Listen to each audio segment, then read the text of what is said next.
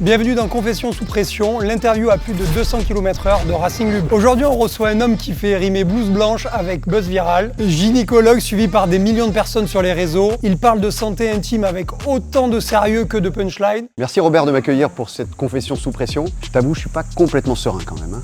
T'inquiète pas, ça va bien se passer. Accrochez vos ceintures, on embarque avec Olivier, alias mon gynéco. Ah là je serre les fesses sinon ça descend, là je descends tout là, tout qui remonte, tout qui redescend là. Putain celui-là. Ah il est dur celui-là, hein. Ça va? Ouais ça va. Sûr hein? 5 minutes later. Je vais gerber. Ouvre la porte, ouvre la porte. Attends, faut que j'arrête là, faut que je sorte. Je peux le tirer, vas-y.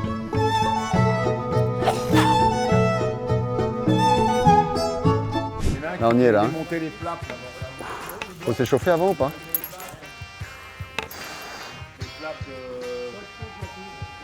Si je fais pas le GP Explorer après ça, en tout cas je veux pas terminer comme ça.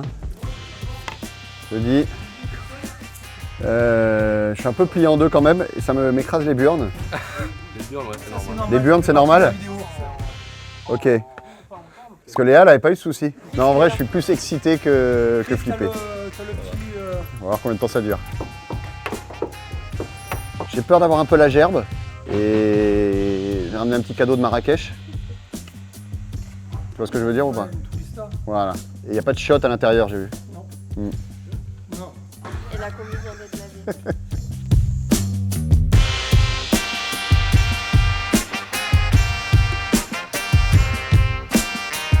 Ça commence très fort. Il y a de l'huile sur la piste. Il y a une vieille moto qui a fui sur la piste. Donc faut nettoyer, contre-temps, et puis surtout ça va glisser. Le drift, c'est pas trop mon truc. Derrière, c'est Paris-Dakar. Alors Olivier, décris-moi ton humeur d'aujourd'hui. Excité. T'as pas peur? Pour l'instant, la peur est là et l'envie est là. Mais ça peut changer dans 5 minutes. Est-ce que tu peux me parler un peu de la voiture dans laquelle tu vas monter aujourd'hui? Ce capot jaune fluo du meilleur effet, moi, je suis un esthète, je suis un artiste. Les couleurs pour moi et dans mon boulot c'est très important. Non, c'est une voiture, j'y connais rien en voiture, c'est une voiture. Je vois qu'il y a des rétroviseurs, je vois qu'il y a un pare-brise. La marque, le modèle? C'est pas une Formule 1. Non. On est plus dans la GT là, j'ai l'impression. Là j'étais proche du sol. Ouais.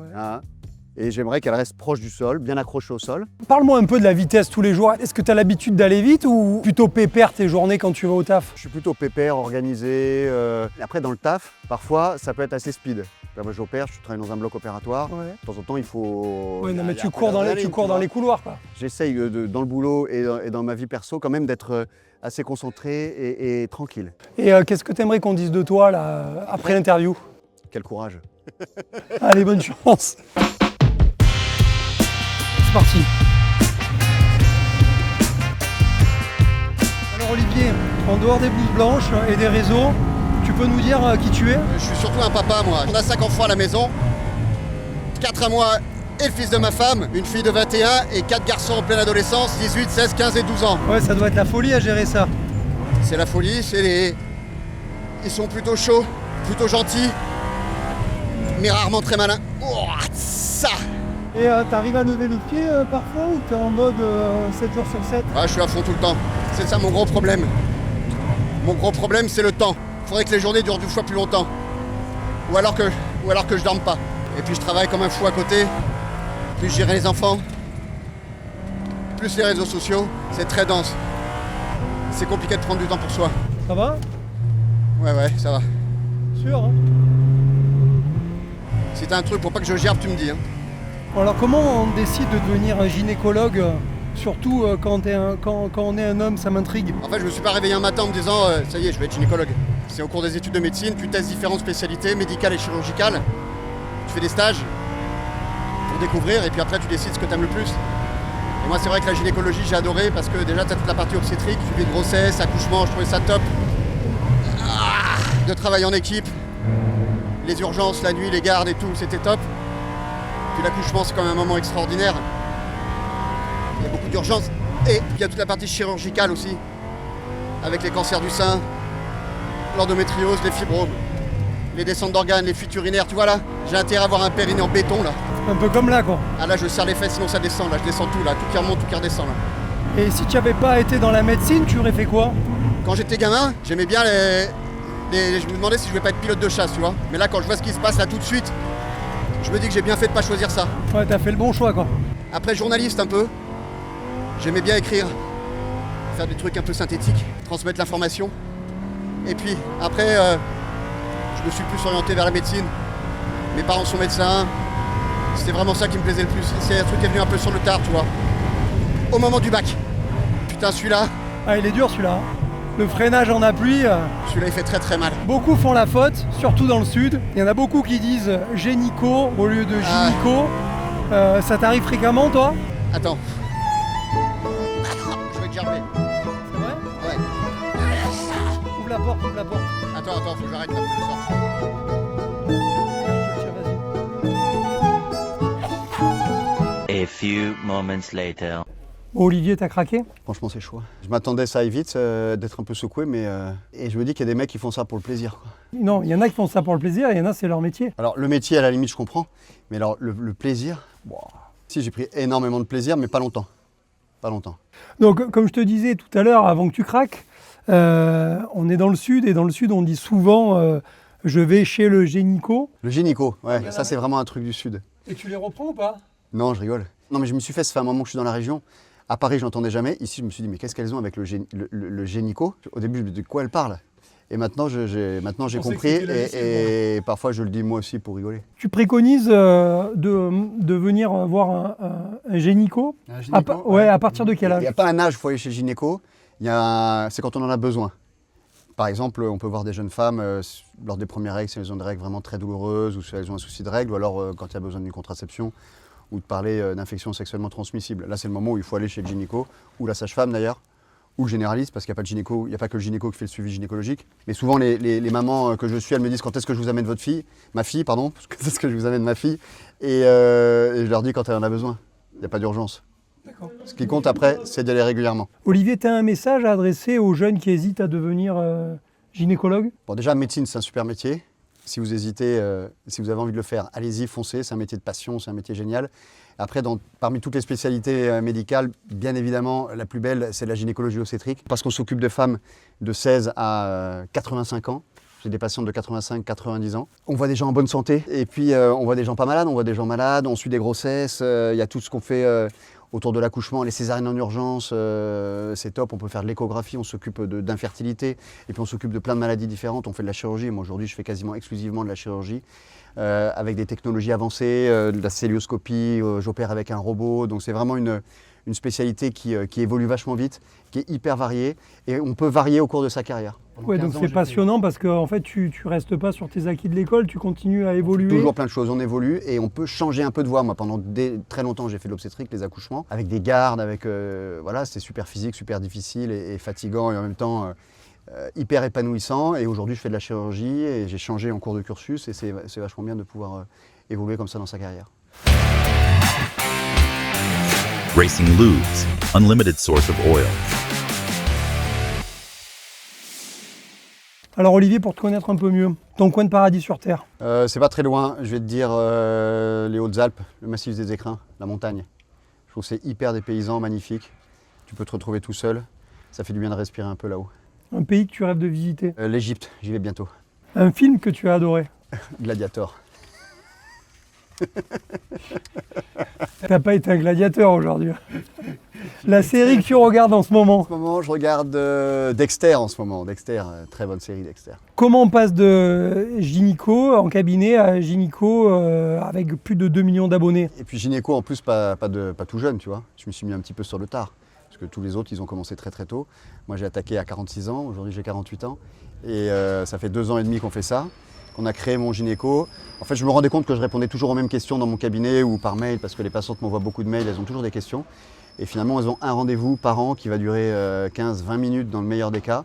Donc elles n'ont pas le temps de poser toutes les questions qui leur traversent l'esprit sur leur santé de femme au quotidien. Donc j'avais envie de faire quelque chose d'accessible, d'informer sans banaliser, tu vois, vraiment de vulgariser les choses avec des mots simples, mais d'expliquer avec des mots simples des choses compliquées. En plus, un exercice que je trouve assez fun. Je suis un peu le premier à m'être lancé en gynécologie. On n'est pas très nombreux sur les réseaux sociaux, donc tout de suite, ça a pris des proportions assez dingues. Un peu parce que je suis bon, mais beaucoup parce que c'est un sujet qui concerne énormément de monde et qui est qui est hyper vaste. Non, mais d'ailleurs, tu le fais tellement bien. Il y a beaucoup d'hommes aussi qui te suivent. Ça commence à venir les hommes, ouais. J'ai exactement 7% d'hommes qui me suivent sur Instagram. J'ai regardé les stats il n'y a pas très longtemps.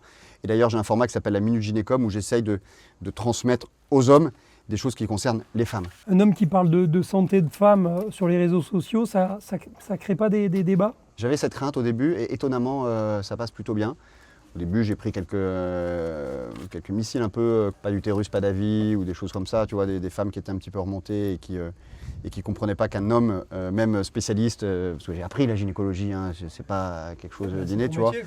Moi, le jour où j'aurais besoin d'aller voir un urologue, bah, si c'est une femme, c'est pas grave. Et puis je pense même qu'on a une approche, nous les gynécologues hommes, un peu détachée, parce qu'on n'a pas le même corps. On ne vit pas ce que vivent les femmes, ça reste un petit peu mystérieux, du coup ça nous oblige à une certaine délicatesse, à une certaine attention. Dis-moi, dans la rue, on te reconnaît souvent? Ouais, on me reconnaît partout là.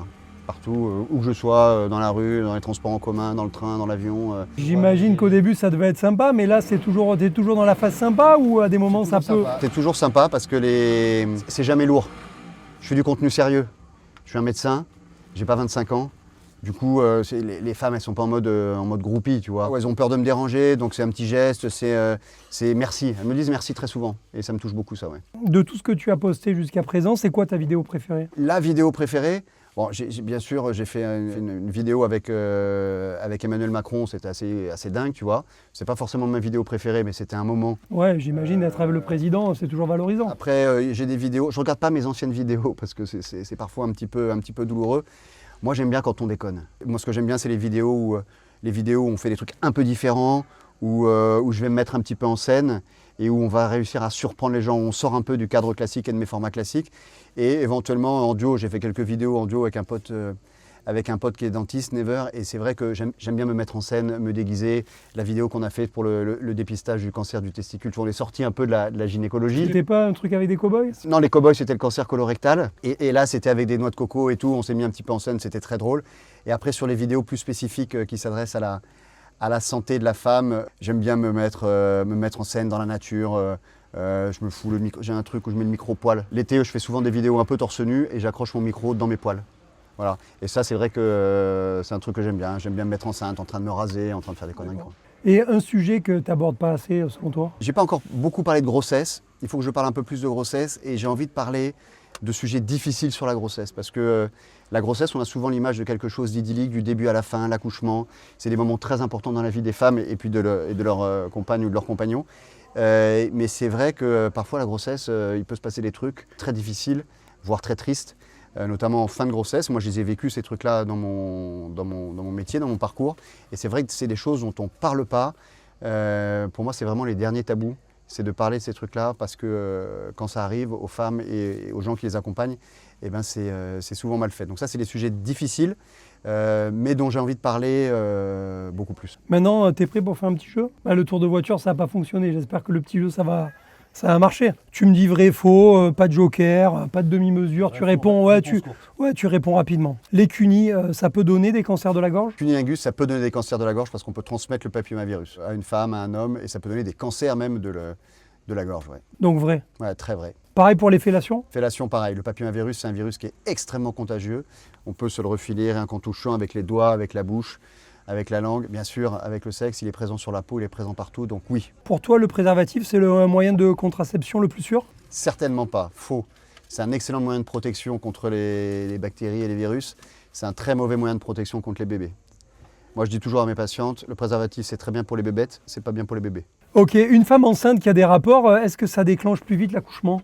Ouais, ça c'est un grand mythe, c'est un truc d'italien. T'es un peu italien toi d'ailleurs, non? Ouais. Ouais, c'est le déclenchement à l'italienne. En fait, il y a deux trucs dans le rapport qui peuvent provoquer des contractions. Il y a le côté mécanique, on bouge, ça peut taper un petit peu sur ce qu'on appelle le segment inférieur, la partie inférieure de l'utérus, du col de l'utérus. Et donc ça peut déclencher des contractions, le côté mécanique. Et puis il y a le côté hormonal. Dans le sperme, il y a des hormones et notamment des prostaglandines qui peuvent donner des contractions. Être ménopausé à 40 ans, c'est possible? Être ménopausé à 40 ans, c'est possible. Ça s'appelle la ménopause précoce. Normalement, la ménopause, ça peut survenir entre 45 et 55 ans.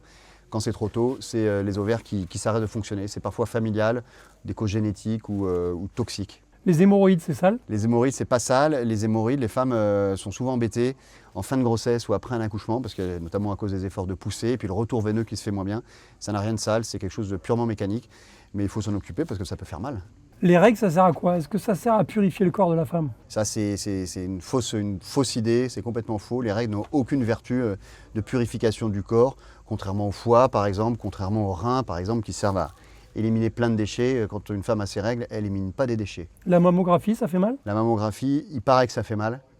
Ça fait partie des raisons pour lesquelles les femmes n'ont pas trop envie d'aller faire la mammographie de dépistage, mais il faut le faire quand même. On écrase le sein. Et on recommande de faire la mammographie après les règles, pour les femmes qui ne sont pas ménopausées, si elles ont encore leurs règles, parce que c'est là où le sein est moins sensible. Si moi demain j'ai envie de venir avec ma compagne à un rendez-vous, je peux ou pas? Je peux y assister? Les hommes ont leur place en consultation de suivi gynécologique, et pas que pendant le suivi de grossesse, parce que pour leur suivi gynécologique, elles se posent beaucoup de questions. Moi j'aime bien que les mecs viennent. Quand je donne des informations, c'est toujours bien d'avoir 2 paires d'oreilles, surtout quand on parle de sujets un peu difficiles, de maladies compliquées comme la cancérologie. Et puis souvent, les femmes oublient de poser certaines questions, et c'est leur mec qui va dire au fait t'as pas dit ça. Et puis il ne faut pas oublier qu'il y a aussi certaines maladies qui concernent les hommes. Le cancer du sein par exemple, ça existe, c'est 1% des cancers du sein, c'est rare, mais le cancer du sein chez les hommes, c'est souvent les gynécologues qui prennent en charge. Est-ce que toutes les femmes doivent faire un frottis tous les ans? Le dépistage du cancer du col par le frottis, ce qui est recommandé, c'est de commencer à 25 ans et d'arrêter à 65 ans. Alors il ne faut pas commencer avant 25 ans. Moi j'avoue qu'en pratique, mes patientes qui ont plus de 65 ans et qui sont en pleine forme, je ne vois pas l'intérêt d'arrêter le dépistage par les frottis. De toute façon, elles le réclament, donc je continue à leur faire. Et ce n'est pas tous les ans. Aujourd'hui, on a espacé les frottis. À partir de 30 ans, on peut espacer tous les 5 ans les frottis. Puisque si un test HPV, la recherche du papillomavirus est négatif, on peut espacer tous les 5 ans. On sait qu'en faisant ça, on ne prend pas de risque. Le danger, c'est que les femmes pensent que si elles doivent faire un frottis tous les 5 ans, et ben, du coup, elles ont besoin de consulter que tous les 5 ans, ce qui est complètement faux, il faut consulter tous les ans. Bon, merci pour ces questions médicales. On va parler un peu voiture maintenant. Ouais, surtout voiture à l'arrêt quand même. Si on ouvre là maintenant, si on va dans le coffre de ta voiture, on y trouve quoi? On y trouve le bordel de ma femme, on trouve un parapluie et puis des trucs pour la voiture, mais je sais pas trop à quoi ça sert. Quand tu roules, tu laisses une petite musique de fond. Quand tu es seul, tu mets la musique à fond. Comment ça se passe? C'est quoi ton rapport dans la voiture avec la musique? Alors ça dépend où je vais. Quand je vais bosser souvent, je mets plutôt les infos. C'est un peu chiant. Mais quand je fais un trajet un petit peu plus long, musique, ouais. Et tu chantes? Musique. Je chante, ouais. Ok, bon, bah tu sais que le passage obligé dans Confession sans pression, parce que tu sais qu'on a changé le thème grâce à toi, on va dire, c'est de nous chanter une petite chanson. Knocking on Heaven's Door, tu l'as ou pas? Ouais. Mama, take this badge for me. C'est bien l'arrêt quand même. C'est hein. pas mal, Ouais. c'est pas mal, c'est pas mal. Knock, knock, knocking on heaven's door. Knock, knock, knocking on heaven's door. Hey, yeah, yeah, yeah. Mais tu m'as Alors, pas- Axel Rose, il l'a fait un peu plus... Ouais, mais tu m'as pas tout dit en fait, tu aurais pu faire une carrière de chanteur. Putain, j'aurais bien aimé. Bon, alors, capable de faire ou pas? Est-ce que tu sais changer un pneu? Incapable. Incapable. Incapable. On t'a jamais appris? Incapable. Enfin, il me faut la journée, quoi. Et ton niveau d'huile, tu le vérifies ou au vu de ta voiture, ça se fait tout seul? Alors, ma voiture me le dit tout seul. Enfin, je compte beaucoup sur elle, sinon je me rends compte quand il y a la fumée, quoi. Après, je sais jamais si c'est l'huile ou l'eau. Dans les deux cas, c'est pas bon. C'était quoi ta première voiture? Ma première voiture, c'était une Opel Corsa modèle Steffi Graf. Et les housses, c'était bleu marine à pois blanc. Il y avait quand même un toit ouvrant, mais mécanique, il fallait tourner la poignée. Vitre électrique à l'avant, quand même. Je l'ai adoré. T'as déjà eu des deux roues? J'ai eu une Mob, ouais. Avant, j'avais une 103. Peugeot 103 SP. Ouais. La voiture de tes rêves, c'est quoi que t'aimerais t'acheter là pour sortir le week-end? Là, tu me dis, là, je fais clac, je fais clac. Rockstar le Je week-end. fais une Ferrari, putain, une Ferrari. Quel modèle, je serais incapable de te dire, mais... Ouais, c'est compliqué, Ferrari, ils ont sorti trop de voitures, je ne saurais même pas te guider. Tu peux me citer 3 pilotes de Formule 1? Ouais, trop facile. Hamilton, Verstappen, Norris, Piastri, Tsunoda. Non, plus compliqué. Ouais. 3 pilotes femmes. En F1 Academy, il y a Dorian Pain, Ouais, très bien sûr. On attend beaucoup. On attend qu'elle monte en F1 peut-être un jour. Haute génération, hein, plutôt. Je crois qu'elle était plutôt en rallye. Mouton, Michel Mouton. Allez, encore un peu plus compliqué. 3 marques d'huile. Pas le sûr, quoi. Hein. Non, pas d'huile que tu consommes. Pas Puget, quoi. D'huile que tu mets dans ta voiture. Castrol. Ouais. Castrol. Carburol. Carburol, très bien. C'est la base. Et une troisième, Une marque française. ça finit par Al. Ouais. Leader français des stations-service. Total. Voilà. Putain, Total, ils font de l'huile. Eh oui. Bon, mais merci beaucoup pour cet entretien. C'est intéressant. C'est bien l'arrêt. Hein. à 0 km/h. On a un peu d'air, on s'entend, on est détendu, c'est pas mal, on est on bien. entend Je les vois oiseaux, vraiment on pas entend les l'intérêt de le oiseaux, faire à 250 km/h. Ouais, bah ouais, j'ai bien compris. Alors Olivier, parle-nous de ton expérience dans la voiture. Ça a été bref, mais ça a été intense, tu m'as pas déçu. Ouais, c'est les freinages le problème. C'est la descente d'organes? Non, vraiment, je m'attendais pas à un truc aussi violent. Je le dis pour les prochains qui passeront, c'est violent. C'est quoi le conseil que tu peux donner aux prochains participants? Si vous êtes solide, venez. N'hésitez pas à anticiper un petit peu tout ça, parce qu'on est un petit peu serré quand même, hein. Je pense que la peur l'a emporté sur le plaisir, en ce qui me concerne, mais je pense que ça peut être l'inverse, alors qu'au début j'étais assez confiant. Et je pense que j'ai vécu un petit peu ce que vivent les femmes au premier trimestre de grossesse. Voilà, un peu d'excitation, d'inconnu, plus ces petites nausées très sympathiques. Je me dis que si ça dure 3 mois, ça doit être super. Bon, mais merci beaucoup. Merci. Et à très bientôt.